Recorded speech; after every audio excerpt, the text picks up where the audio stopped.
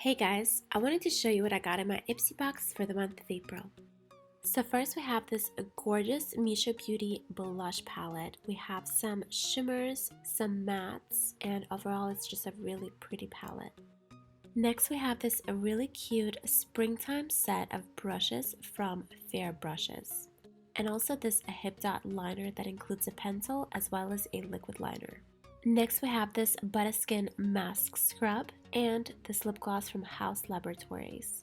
And here's a swatch. Next I have this body cream from Way, which is super rich. And this lipstick from Carmela Cosmetics.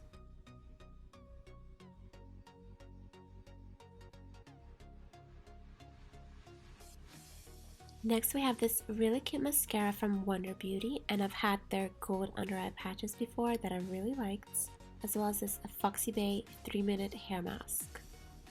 And last but not least, we have these dewdrops from Glow Recipe. So thank you guys so much for watching, and I'll see you in my next video. Bye.